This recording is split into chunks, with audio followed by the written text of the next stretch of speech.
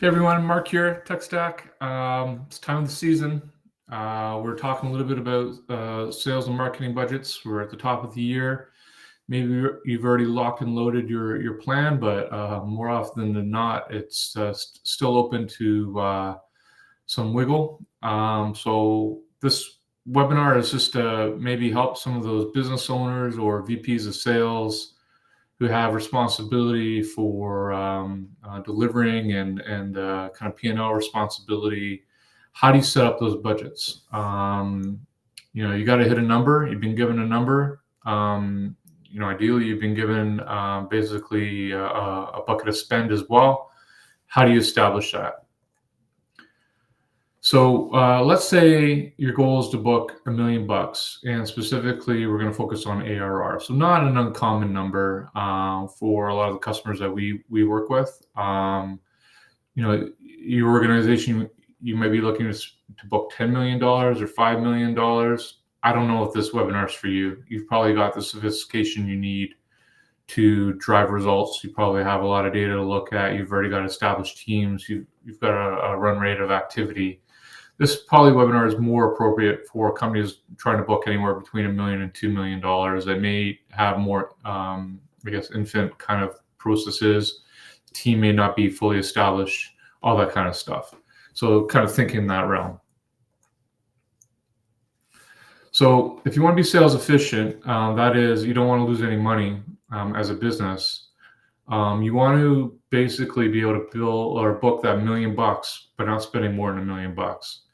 And we'll talk a little bit about something called sales magic number. And you may be saying, Marc, that's ridiculous. I don't need $1 million to book $1 million. I guess my answer to you would be that whatever you're doing, keep doing it.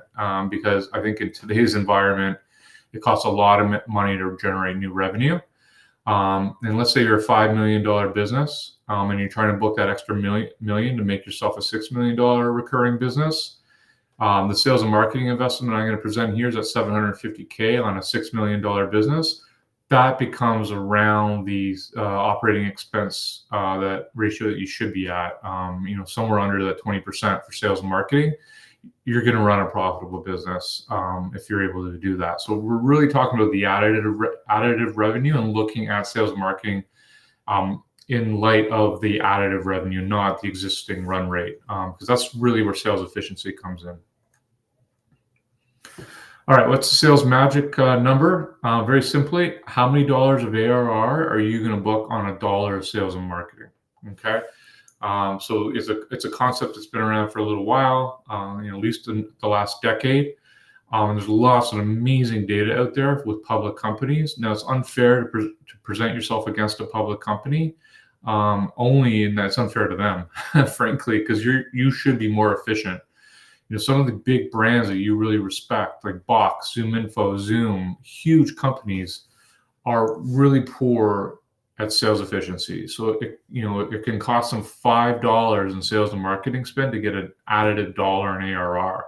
Your business, I'm assuming if you're bootstrapped or you have a finite amount of capital that you can blow through, you want to definitely be in that kind of 0.75 and up category. Great companies are able to get a couple bucks of ARR on a dollar of sales and marketing investment. There's some really, really good ones out there. And if you're a private company, I think you should really be kind of striving for that 1.5 to 2. If you can show a sales magic number of 1.5 to 2, you should be dumping all your extra dollars into sales and marketing because you're a very efficient business. And you keep doing that until your sales efficiency goes down to 1. Think of it this way. If you spend every dollar you have on sales and marketing, if I was able to find another $1 million per year in sales and marketing, instead of booking an extra million, and I can book $2 million a year, I'm going to go from 5 to 6, or actually I'm going to go from 5 to 7. In 3 years, I'm going to go from 5 to 7 to 9 to 11. $11 million versus going from 5 to 6 to 7 versus $7 million. An $11 million business that can show sales efficiency, you can get a really high valuation. So your multiple on revenue is going to be probably closer to, right now, 10x on 11 makes you a $100 million valued company versus a 5x if you're only booking less efficiently. And let's say you're booking at $1 million a year, it gets you to 7 in a couple of years, or 8 in a couple of years. 8 times 5 is 40. So you can get a $40 million company or a $110 million valuation company. That's kind of the stuff we're talking about here. If you can show efficiency, I would, anybody, not just me, like who am I, but I would, most people would recommend just keep dumping money into sales and marketing until you become inefficient, and just try to maintain that ratio. So you always want to make sure you're making money or not losing money. I think as a business, probably more importantly, the concept of rule of 40 is out there, where if you can show, like, for example, if you're booking 2 million on a $5 million company, your growth is what, at 40% a year. So you're going to 40 to probably 35 to 30% of growth a year. If you can get a 10% EBITDA number on that, you're basically showing rule of 40. You're going to be able to show that your combination of growth and profitability is over 40. And that's a primo company. That's a company that's going to have a great valuation. So how do you get there? All right. So let's say your booking target's $1 million. Let's say we want to establish a really good sales magic number. I want to spend $750 to get $1 million. That's going to give me a sales magic number of 1.3. Again, anything over 0.75 is respectable. If you don't want to lose money, you got to be closer to 1, but 1.3 is great. So how do you spend that $750,000? Generally, as my rule of thumb, I would lean a little heavier on sales and marketing. So I would put 2/3 of my investment dollars each year into sales and 1/3 into marketing. Some organizations that might be 50-50. I think the only example where marketing would out cost sales is in more product-led growth strategy businesses. But if you're in a sales-led or even a partner-led sales strategy business, you're going to want to lean more to a sales over marketing spend. So 2/3, 1/3 is kind of what I would recommend working with. So what does that get you? Well, if you want to book $1 million, I think doing it with one seller is extremely risky. You probably want to have a little backup in there. So you definitely want 2 sellers. And I would not go beyond 2 sellers if you're trying to book $1 million. If you go to 3, you're probably going to run into other constraints. And those constraints are the number of leads you can generate. So all you're doing is taking a finite number of leads and splitting it across 3 sellers. And inevitably, seller 1 is going to be a way better seller than seller 3, because seller 3 is additive to the business. They're not going to be that productive. Sellers do not generate, they do not generate their own funnel, right? I think we got to accept that. And I think the fallacy of the spreadsheet is that if I add more sellers, I'm going to get more results. So if I add a seller, I'm going to add $1 million of book deals because their quota is $1 million. The reality is today that sellers are achieving quota around $500K a year. Most businesses are booking around 500 a rep. Okay. You can set their quota at 700. You can set their quota at $1 million. It does not change what they book, right? So if you work on the notion of the average quota attainment of 500K, if you want to hit $1 million, you need 2 sellers. 3 sellers is not going to get you past $1 million. Okay. Even though the spreadsheet says it will, it won't, because you're going to run inevitably into another constraint, and that's typically leads. So I'll go 2 sellers. Here I'm showing loaded costs. So that's basically their base, their OTE on target, and then all the tools and travel and payroll tax to get to 190. Okay, so it's kind of roughly for a mid-market, maybe non-New York, California company. You're going to pay around 190 for a loaded seller. Okay, BDR. You're probably going to want to outfit these sellers with some sort of like calling capacity. If it's a full-time BDR, or if it's a calling agency, you're probably, it doesn't matter. It's going to be the same cost. It's probably around that a year. And that leaves you a little extra. I know I said travel with the loaded costs with the sellers. I think you should throw a little extra in there to help out marketing with events and stuff like that. So just throw in a little other. It's just a little buffer. That's all it is. So don't overthink that. That's kind of how I would set up my sales spend. I would not go more than 2 reps. I would not stick with 1 rep. I would make sure those reps have a little extra support for generating leads.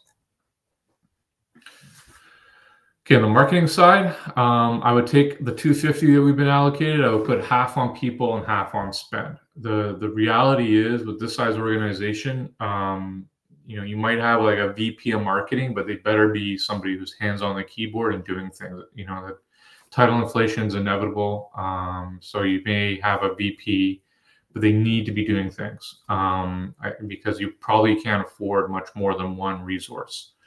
And then that 1 resource could contract out additional resources that they need. There's no reason to have it a full-time. At this size, you don't need full-time anything. You can contract phenomenal resources on like Upwork and all these other job sites to do graphic design, web, all this other stuff, and you don't need much for that. So that's kind of how I would think about things. I would definitely kind of deflate a hire. I would, probably recommend getting somebody not as senior. If you're this size company, you're probably going to need to be bigger to justify like the full stack team, in marketing. But you should be able to get a lot done with this setup. The other option, of course, you just go to an outsource kind of model or whatever, and kind of get results through that. If you want to spend less money or you want to get more for your buck. And then program spend, this notion of 50-50, I would probably, lean it slightly to program spend and probably somewhere in that kind of 130 mark. How you spend the 130.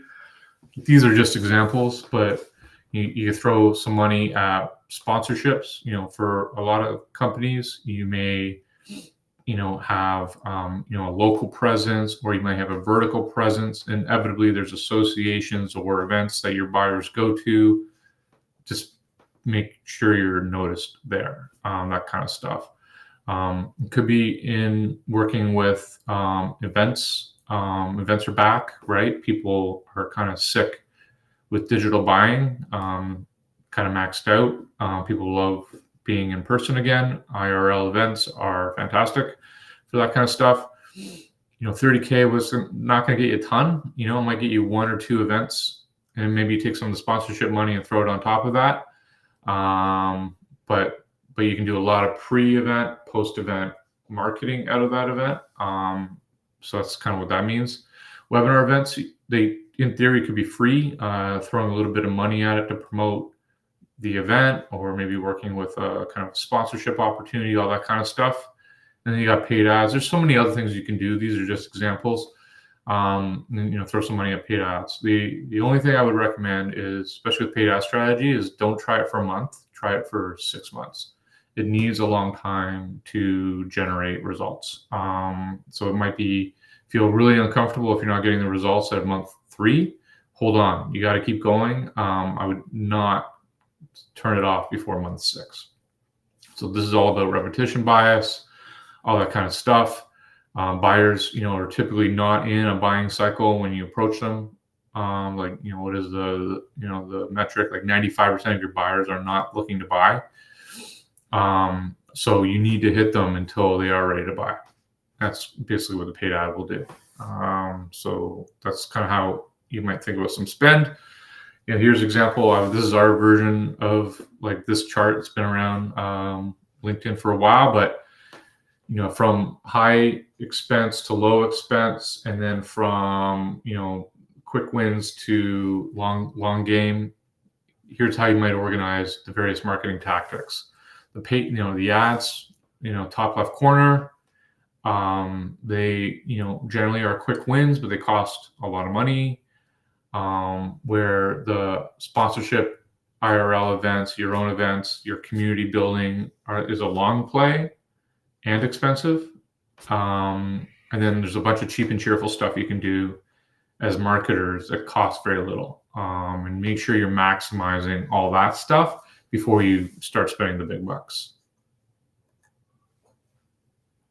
Okay, some of the metrics I would look at after you align your sales and marketing, just to make sure things are working to plan, and you can make tweaks along the course of your year. Quota. So you're trying to book a target of $1 million. In this example, I would probably set quota up for 1.4. Why is quota relevant? That's where you get your accelerators. So you can build into the comp models accelerators. So you might have quota attainment of 700K per rep in our example. At 701, you start getting accelerators where you start paying the rep more. Now, doesn't that cost you more? No, absolutely not, because the costs are all sunk. You want to get as much productivity out of those costs as possible. The greatest motivator you can throw in front of a rep is accelerators. Would you put decelerators in? I would not. I would not undervalue any dollar under the 700K or the whatever the quota is. I would pay $1 and $699,000 the exact same rate. Common model would be to pay on ARR, pay 10% of the deal in commission, but you pay your lower valued services at a lower rate, like something like 4%. Make sure you don't pay on multiple years. You're going to be hurting yourself. And make sure you pay on cash received, not booked. An exception might be if you negotiate a monthly, then I would probably pay the rep regardless. A monthly payment, I would pay the rep on the contract. So if it's a year contract paid monthly, just suck it up and pay the rep the year's value. Don't pay them over the course of the year on that, because they are basically coin operated reps, right? So you want to make sure that the incentive reinforces great behavior, and you want to pay them as quickly as you can. Track quota attainment. This will just be a good number to track. Are my reps hitting 100% of their quota, 120% of their quota, or 80% or 50% of your quota? Again, the average quota attainment is around 50 to 70% in B2B SaaS. The average quota or average booking numbers around 500K for a rep right now. So just be responsible with your quota attainment and quota setting. Track your sales booking target. And you want to track against actual, right? So typically quarterize this because you might have seasonality in your business. Ideally, don't front end it because you'll be chasing your number all year. But you want to look at that. You want to look at sales velocity. We have a video on sales velocity you can check out. So on $1 million, you need to be closing $2,700 of new ARR a day. That's all that means. Win rate. Want to make sure you track your win rate. Monthly opportunity creation. Based on a 40K deal, 90 days to get done. On a win rate of 30%, we need to be in this business creating roughly 6 new opportunities a month. Average contract, just keep an eye on that. Sales cycle length, keep an eye on that. And the sales magic number, keep an eye on that. Ideally, you can report this number every quarter. There's no point doing it more frequently than that, unless you've got a high velocity business, a lot of transactions, low transaction value. Quarterly is probably the right interval to make stuff happen, and make sure everybody sees this number. Marketing, sales, right across the company. I would definitely encourage that. Okay, a few things.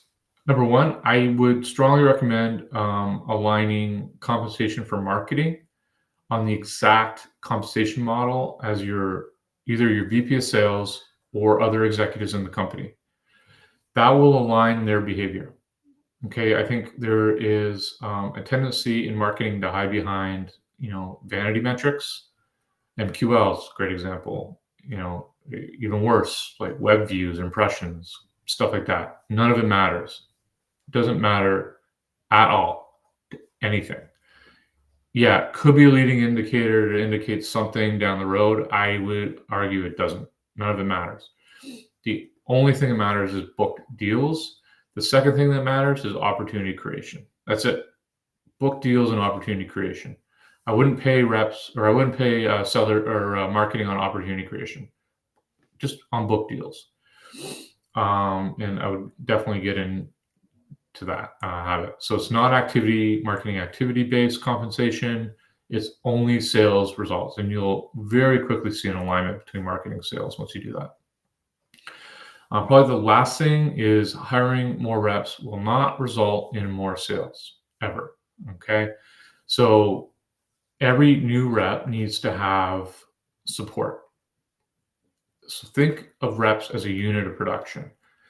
In our example, I wouldn't hire one more rep. I would probably hire 2 more reps. And then when I hire that second new rep, I would also hire a BDR, because you always want to keep your unit of production in sync. And with those 2 reps, I would also increment the size of my program spend and my marketing team. So in our case, our unit of production, because we're a small company in this example, is the unit we have, which is 2 reps, a BDR, and a marketer. I wouldn't even bother trying to hire one additive resource. Probably not going to get anything out of it. You're probably going to need to hire a whole other unit, double, which is another $750. That's not that bad, because if let's say in 2025, you hit that $1 million on $750 spend, dump that $1 million that you're going to get next year because your ARR is incrementing, dump another $750 in sales. You should do it, because your basically sales magic number says that you're going to make money. And you do that until you no longer have a sales magic number that's efficient. As soon as you drop to around that 0.75 mark, just don't do it anymore, and try to find more efficiency in that team you have. So I wouldn't bother going incrementally. I would probably, if you have a little appetite to spend more stuff, put it into programs. I wouldn't bother hiring a second BDR. I wouldn't bother hiring one extra rep. They're not going to be productive. So yeah, with this size company, which is quite small, there's no point. That's it. I hope there's some value out of there. Good luck in 2025, and all the best.